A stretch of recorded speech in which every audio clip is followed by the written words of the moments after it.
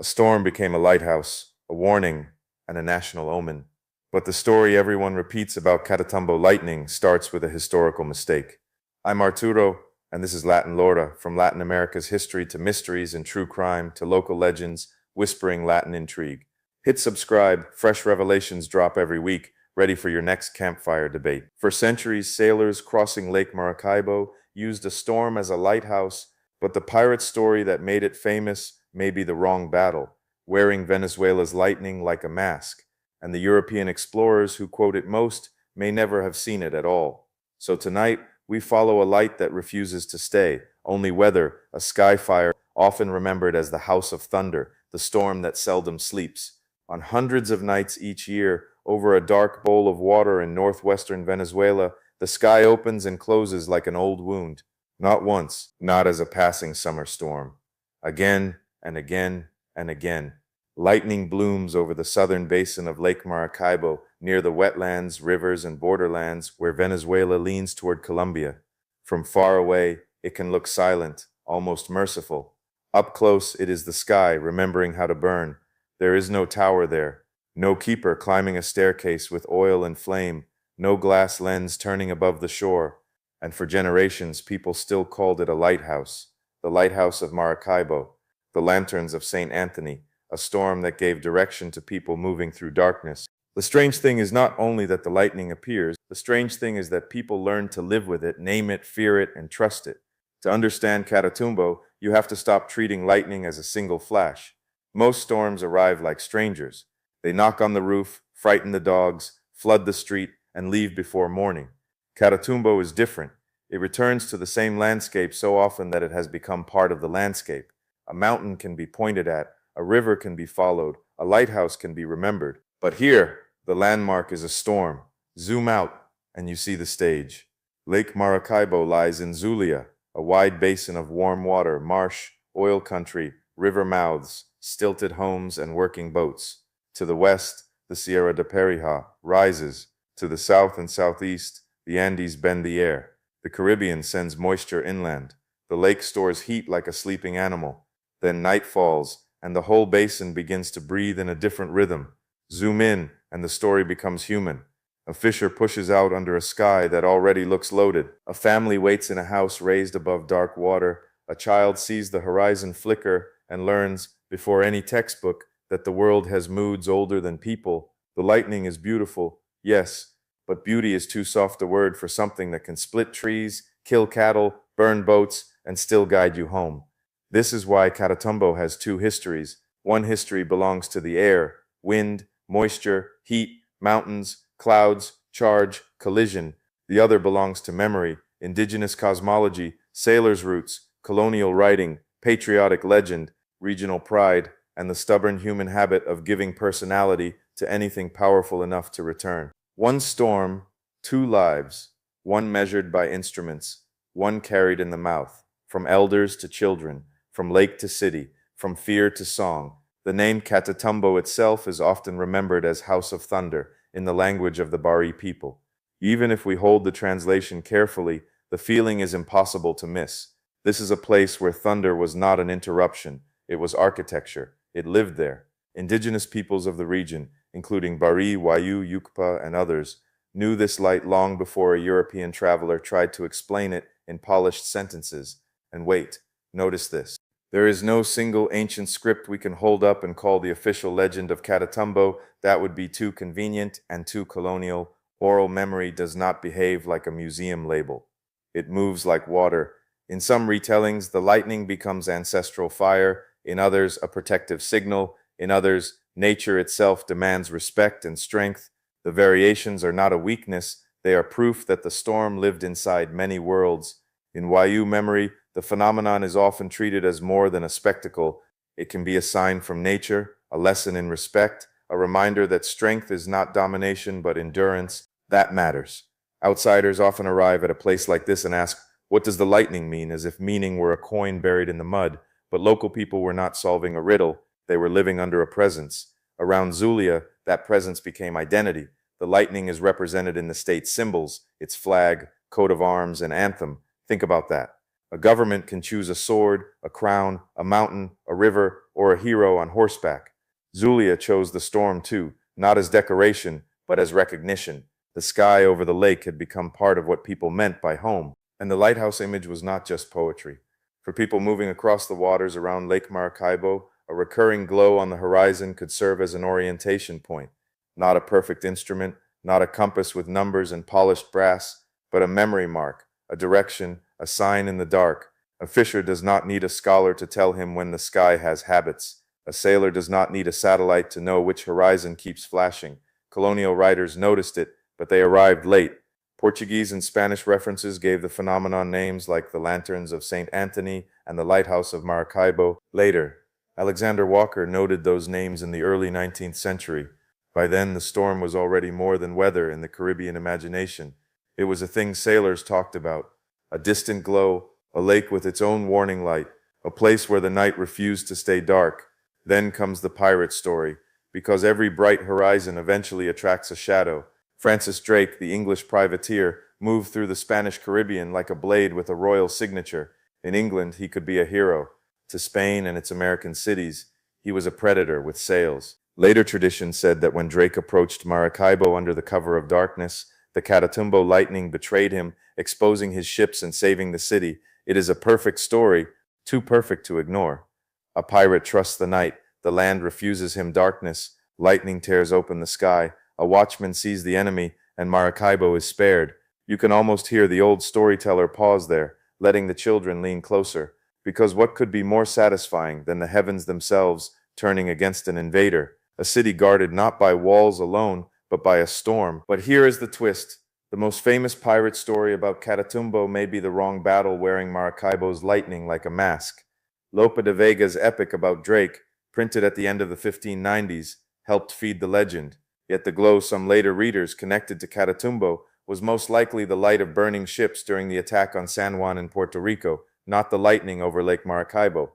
The confusion survived because stories know how to travel. The poem also mentions Maracaibo elsewhere, and later memory braided the pieces together. A glow became a lightning flash. A battle became a warning. A literary image became local proof. This does not mean the legend is useless. It means we should not force it to behave like a military report.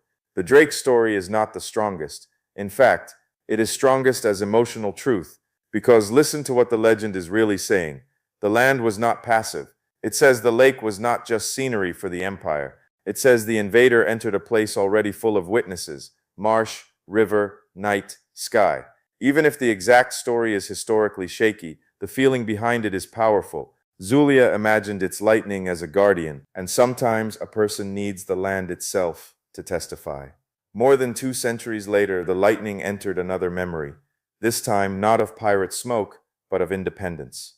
On July 24, 1823, the naval Battle of Lake Maracaibo became one of the decisive blows against Spanish power in Venezuela. José Prudencio Padilla, the new Grenadian admiral fighting for the patriot cause, led naval forces against the Spanish squadron. This was not a legend. The battle happened. The stakes were blood, empire, and freedom. And of course, the storm was invited into the story. In patriotic memory, the Catatumbo flashes illuminated Spanish vessels and favored the patriot fleet. Maybe the lightning helped. Maybe it only flickered in the background while men made war beneath it. The records do not let us turn the sky into a general, but legends are not always trying to give us logistics. Sometimes they are trying to tell us what victory felt like. Imagine the lake that night in memory, if not in perfect fact. Ships waiting in darkness, men listening for orders, a republic not yet secure. Then, far off, the familiar flashes begin. For people fighting the empire, that light becomes more than electricity. It becomes recognition. The same storm that once guarded sailors now appears to guard a nation. The lighthouse without a tower becomes a rebel lantern in Venezuela's story about itself. This is how a natural phenomenon becomes historical. Not because lightning chooses sides, but because people do. They survive under it. They work by it. They bury their dead beneath the same sky. Then, when war or danger arrives, the storm is already there, waiting to be folded into memory. Catatumbo became a witness because it had been watching for centuries, and a witness does not need to speak to be believed. Then enters Alexander von Humboldt, the famous Prussian traveler whose name follows mountains, plants, currents, and books across half the world. People often repeat that Humboldt described Catatumbo lightning as electrical explosions like phosphorescent gleams. The phrase sounds beautiful, and it fits him so well that many never question it. But the land keeps receipts. Humboldt did not stand in the Catatumbo marshes beneath that flashing roof. He never owned that sight with his own eyes. Between 1799 and 1804, Humboldt traveled through tropical America with extraordinary hunger. He measured, compared, climbed, wrote, and connected everything to everything. Plants, rocks, heat, magnetism, altitude, rivers, animals, atmosphere. He was fascinated by electricity, electric fish, instruments, and storms, but he did not travel to western Venezuela to observe Catatumbo directly. His relationship with the phenomenon came through reports, distance, and the words of men who had seen more closely. That matters, because famous travelers often arrive late and get remembered first. Local fishers saw the lightning. Indigenous communities lived with it. Regional witnesses described it. Then the European name gets printed, repeated, polished, and suddenly the story sounds discovered. Humboldt deserves respect, but not theft on his behalf. In this episode, we do not take the storm away from the people who knew it before the notebooks arrived. Humboldt's greatness was not in seeing everything. No one does. His greatness lay in his ability to sense relationships. In his writings, he was interested in how air, temperature, soil, electricity, the sun, and the seasons could speak to one another. He used instruments such as Volta's electrometer to test atmospheric electricity elsewhere. He noted how storms and rainy seasons could follow the sun's passage through the tropics. He saw nature as a web, not a shelf. But when it came to the Catatumbo Lighthouse, he leaned on informants.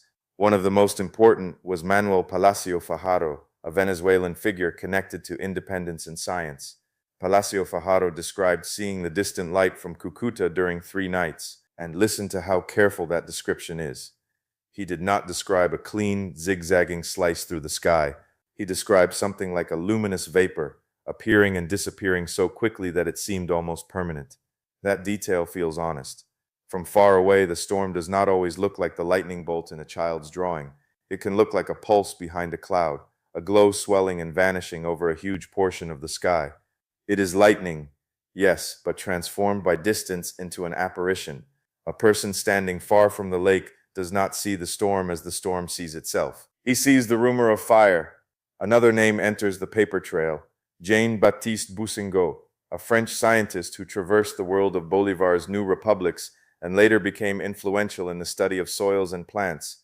His presence reminds us of something easy to forget. Lightning is not only a spectacle. When lightning strikes, it can help form compounds that rainwater carries into the soil. After terror, the sky can feed the roots. The wound becomes a banquet. Then came Agustin Codazzi, the Italian geographer, who in 1841 gave the lighthouse image a sharper focus on the map. He described the region near the mouths of the Catatumbo, where storms gathered and frightened navigators with thunder and flashes. To him, the lightning seemed continuous, lighting the air from time to time, guiding sailors almost like a beacon. Codazzi did not kill the mystery by describing it. He gave the mystery coordinates. So by the 19th century, Catatumbo had become a crossing point. Indigenous memory, lakeshore experience, colonial names, patriotic legend, and scientific curiosity all met under the same storm cloud. Each group carried a different hunger. Sailors wanted direction, states wanted symbols, poets wanted omens, naturalists wanted patterns. Local communities wanted language for a presence already woven into life. The lightning gave something to all of them, but it belonged first to the landscape. Now we return to that landscape, because the strongest explanation is not hidden in a cave, it is spread across the whole basin.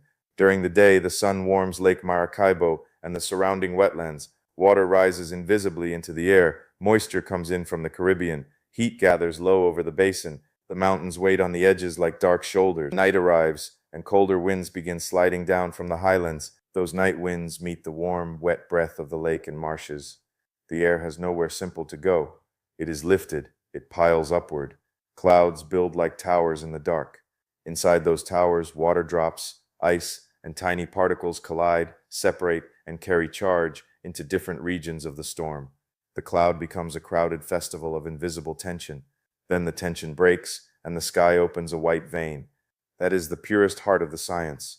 Warm water, humid air, mountains, night winds, rising clouds, and repeated storm formation in a basin almost perfectly shaped for the ritual. The Andes and the Sierra de Perijá, Do not throw lightning like gods with spears. Their shape helps determine where the air meets, lifts, and forms weather. Geography becomes choreography. The storm dances where the land has trained it. Modern instruments in orbit have confirmed what local memory already knew. This is one of the most lightning-rich places on Earth. The Lake Maracaibo basin has been identified as the world's leading lightning hotspot, with about 232 flashes per square kilometer per year, according to the rankings. Another commonly cited figure is 297 nocturnal thunderstorm days per year. The machines did not create the legend. They admitted the elders were pointing at something real, but do not let numbers steal the night from you. A number can say 232, but it cannot tell you what it feels like to sit over black water while the horizon flashes until the mountains appear and disappear. A number can tell you how many days there are per year, but it cannot tell you why a boatman remembers his route by glow. Science gives us the bones, lore gives us the pulse. Wait, notice this too. Not every flash falls to the ground. Much of Catatumbo's famous glow comes from lightning inside clouds, or from cloud to cloud, the storm lighting itself from within. From a distance, the thunder can be swallowed by miles of air and water. The rain may fall somewhere else. That is why some witnesses speak of a dry lightning, a silent lantern, a storm that burns in the distance without arriving at your door. The rhythm also changes through the year. The pattern often rises toward May and again around October, following the broader pulse of tropical rains, sun, and shifting winds.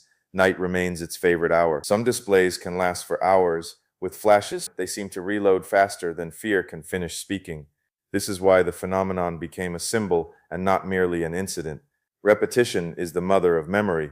Recent observations have made the picture more detailed. The wider Maracaibo and Catatumbo region holds more than one intense center of lightning activity. One center is tied to the southwestern lake region, another sits closer to the Colombia-Venezuela borderlands. On the ground, some observers point to the Juan Manuel swamps near the mouths of the Bravo and Catatumbo rivers, where lightning can appear as repeated flashes within the clouds. That detail matters because the name is not decoration. The river, the wetlands, the deltas, and the lake all play a role in the story. From above, satellites may draw bright cells of activity. From below, a witness sees direction, distance, cloud shape, and glow. A map is useful, but it is not the whole night. The storm has to be understood from orbit and from the boat, from data and from skin.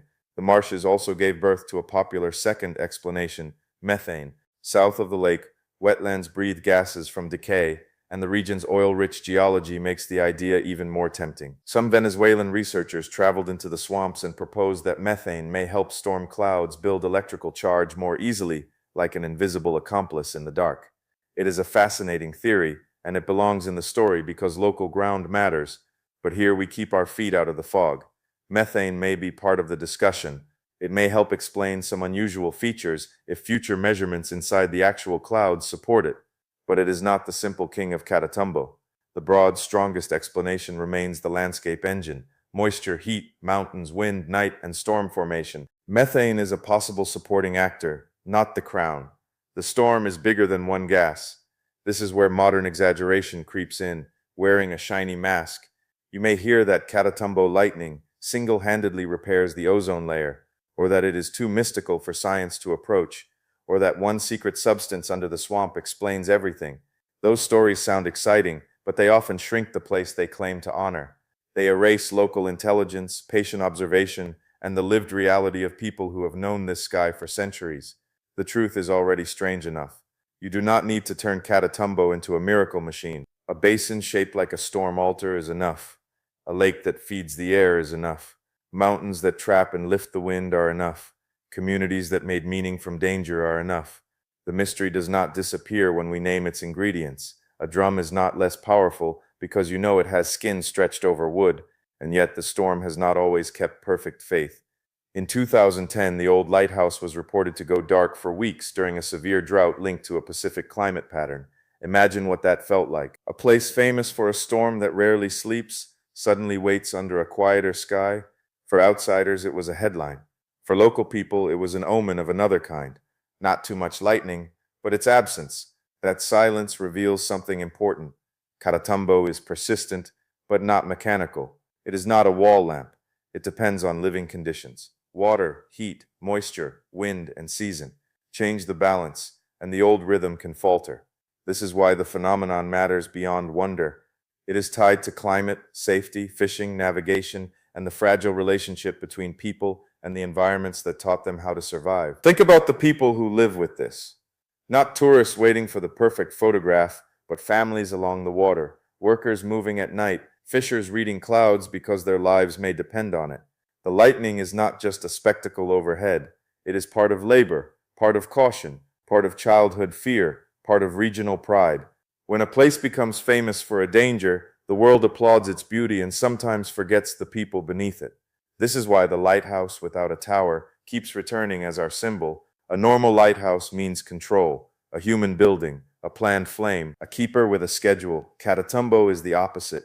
It is direction without ownership. It is a warning without permission. It is light that no empire built, no scientist invented, no government can command. Its beam does not sweep in circles. It shivers inside clouds and tells the lake again and again where it is.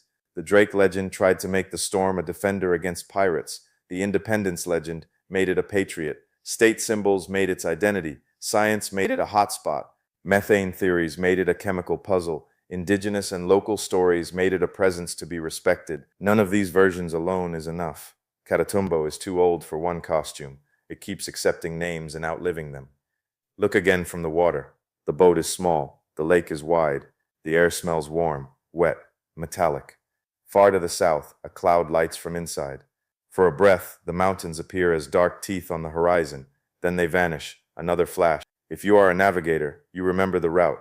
If you are a child, you remember the fear. If you are a poet, you reach for impossible words. Now look from above. Moisture rises from the lake and swamp. Caribbean air moves inland. Night winds slide down the mountains. The basin folds the air into collision. Clouds grow where the land has taught them to grow. Charge gathers. The flash comes. Then the system resets and begins again. From orbit, it is a hotspot. From the shore, it is the old guardian. Both views are true. Neither one is complete alone. This is the secret at the center of Catatumbo. It is no less magical because it has causes. The causes are part of the magic. What kind of landscape repeats itself so intensely that sailors name it? Indigenous memory absorbs it. Poets misplace it. Patriots recruit it. Naturalists chase it. Satellites confirm it. And the internet still cannot resist exaggerating it. A normal storm becomes weather. A returning storm becomes character. And this character has a shadow. Lightning kills. Storms interrupt work. Boats can be caught beneath violent skies. Animals panic. Homes burn. A region can be celebrated from far away for the same force that families nearby must respect with caution. Lore is not fantasy when it grows beside risk. It is a survival language. It tells people how to look, when to fear, when to wait, and how to make meaning from danger. Maybe that is why the people of Zulia never needed the storm to be simple. They could let it be frightening and protective, useful and deadly, natural and sacred, measurable and mythic. The outside world often wants one answer. Is it science or legend? Is it weather or omen? But Latin America has always known that a thing can be both real and storied. A river can flood your house and still belong to your prayers. So when someone asks, what is Catatumbo Lightning? The honest answer has layers. It is a recurring nocturnal lightning phenomenon in the Lake Maracaibo basin. It is a product of warm water, wetland breath, Caribbean moisture, mountains, and night winds. It is a cultural beacon known for centuries as the Lighthouse of Maracaibo. It is indigenous memory, colonial literature, patriotic legend, scientific puzzle, and regional soul. It is a storm that became a witness. And when someone asks, did it save Maracaibo from Francis Drake? We answer carefully. The popular story is powerful, but the historical trail is tangled. The glow that helped build the tale most likely belongs to another battle, another harbor, another night of burning ships. Still, the legend survives because it says something people wanted remembered. This land was not defenseless. It had eyes, it had fire, it had a sky that would not look away. When someone asks, did Humboldt see it? We answer with the same care. No, not directly. He heard, collected, compared, and wrote. His informants and later geographers gave the phenomenon shape on the page. But the storm did not begin with Humboldt, and it does not need him to be real. The printed world may have amplified Catatumbo, but the lake, the river, and the people had already been living with the light. When someone asks, is it methane? We do not laugh or kneel. We say, perhaps methane plays a role worth studying. especially in the swamps and clouds, but the main engine is the whole basin. A storm this persistent is not the child of one ingredient, it is the child of geography. The lake gives moisture, the mountains give shape, the night gives collision, the cloud gives fire. This is what makes Catatumbo unforgettable. It teaches that a place can become famous not by standing still, but by repeating a drama. The drama of clouds charging, the drama of people seeing danger often enough to turn it into a symbol, and under all of it, the same question keeps pulsing. When the sky repeats itself for centuries, does it become part of history, or was history always listening to the sky? At the beginning, we asked why sailors used a storm as a lighthouse. Now the answer is clearer and stranger because the storm returned, because the people noticed, because the lake was wide and the night was dangerous, because memory loves anything that helps it survive, because once a light guides enough journeys, it no longer matters whether it has walls, glass, or a keeper. It has already become a lighthouse. The next time someone says lightning never strikes the same place twice, think of Catatumbo and smile. Some places are struck so often they become scripture. Some horizons flash so faithfully they become maps. Some storms do not belong only to weather. They belong to the people who learn to work, pray, sail, fight, and remember beneath them.